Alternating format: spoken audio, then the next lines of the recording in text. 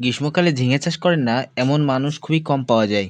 গ্রীষ্মকালে একটু হলেও অনেক চাষি ঝিঙে চাষ করে থাকে।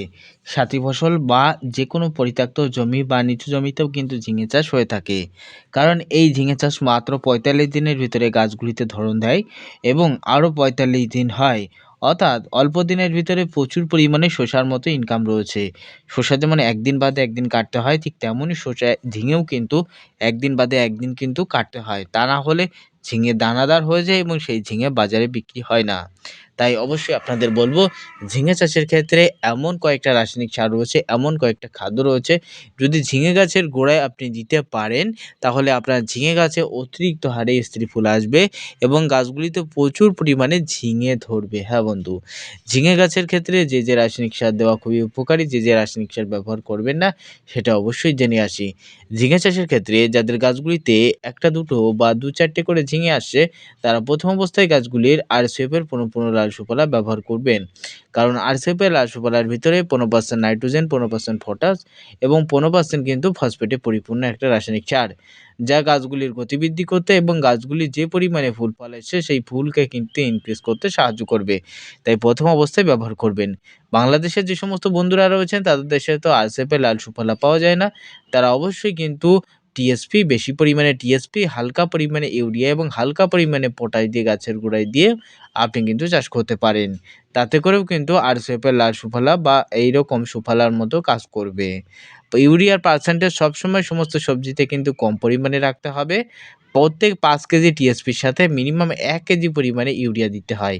বেশি পরিমাণে ইউরিয়া দিলেই কিন্তু গাছ ঝাঁপিয়ে যাবে, গাছের ডোক চিকন হবে, গাছে ফল ফুল কম হবে।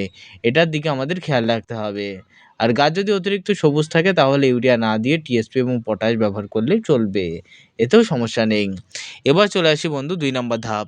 যেই সমস্ত চাষিরা গাছগুলিতে অতিরিক্ত পরিমাণে ঝিঙে ধরাতে চান অথচ রাসায়নিক সার আপনি বেশি পরিমাণেও দিতে চান না, তাদের আমি রিকমেন্ড করে থাকি বন্ধু, যদি ঝিঙে গাছে অতিরিক্ত রাসায়নিক সার আপনি অবশ্যই যদি অতিরিক্ত রাসায়নিক সার দিতে চান তাহলে আমি আপনাকে রিকমেন্ড করব আপনি ব্যবহার করবেন অবশ্যই গমরের ১৪-৩৫-১৪ অতিরিক্ত পরিমাণে, অর্থাৎ ১০ কাঠা জমির জন্য মিনিমাম ৭ থেকে ৮ কেজি পরিমাণে আপনি যদি ১৪-৩৫-১৪ গুঁড়া থেকে অনেকটা দুধ দিয়ে ব্যবহার করতে পারেন, আপনার ঝিঙের জমিতে অতিরিক্ত হারে স্ত্রী ফুল আসবে। হ্যাঁ বন্ধু, কারণ এর ভিতরে অতিরিক্ত পরিমাণে ফসফেট রয়েছে যা অন্য কোনো সারের ভিতরে নেই। ফলে আপনার গাছে অতিরিক্ত পরিমাণে কিন্তু ঝিঙে আসবে। কিন্তু আমার বাংলাদেশের বন্ধুরা তো এই সার পাবেন না, তাহলে কি করবেন? বেশি পরিমাণে ফসফেট নেবেন, অর্থাৎ বেশি পরিমাণে আপনি টিএসপি নেবেন, কম পরিমাণে পটাশ এবং কম পরিমাণে ইউরিয়া দিয়ে চাষ করবেন, তাতে করেও ১৪-৩৫-১৪ কিন্তু কাজ করবে। আমাদের ইন্ডিয়ার বন্ধুরাও কিন্তু করতে পারেন, ঠিক আছে? কোনো সমস্যা নেই। এবার চলে আসি বন্ধু ৩ নম্বরে। ৩ নম্বরে যে সমস্ত চাষিরা ১৪-৩৫-১৪ পাচ্ছেন না বা ১৪-৩৫-১৪ অতিরিক্ত দাম সেজন্য দিতে পারছেন না, তাদের আমি বলব আপনি ডিএপি ব্যবহার করতে পারেন। ডিএপির ভিতরেও ১৮% নাইট্রোজেন, ৪৬% ফসফেট রয়েছে। অতিরিক্ত ফসফেট থাকার কারণে ইয়াও গাছে অতিরিক্ত ফল ফুল আনবে। তবে তবে হ্যাঁ, এই সারের সাথে যেকোনো হালকা পরিমাণে পটাশ সার আপনাকে মিশ্রিত করে দিতেই হবে। কারণ এর ভিতরে অতিরিক্ত নাইট্রোজেন ও ফসফেট রয়েছে, যা গাছকে খুব দ্রুত কিন্তু বুড়ো করে বা হলুদ করে দিতে পারে। তাই এর সাথে হালকা পরিমাণে পটাশ দেবেন। পটাশ দিলে গাছ রোগমুক্ত থাকবে, গাছ দীর্ঘস্থায়ী কিন্তু ফল ফুল দেবে।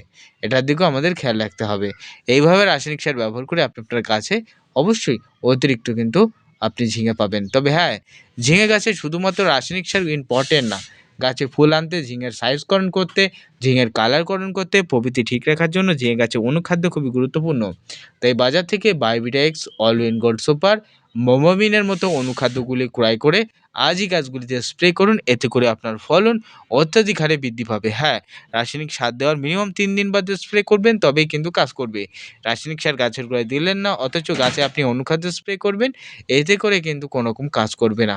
তাই প্রত্যেক চাষি রিকমেন্ড করব, প্রত্যেক চাষিকে আমি বলব, ঝিঙে চাষের ক্ষেত্রে অবশ্যই রাসায়নিক সার দেওয়া ৩ দিন বাদে গাছগুলিতে অনুখাদ্য স্প্রে করবেন, তবেই অনুখাদ্য কাজ করবে। কারণ গাছের গোড়ায় যদি রস না থাকে, গাছে আপনি যদি অনুখাদ্য স্প্রে করেন এতে করে কাজ হয় না। আজকের ভিডিও এই পর্যন্ত, ভালো থাকবেন।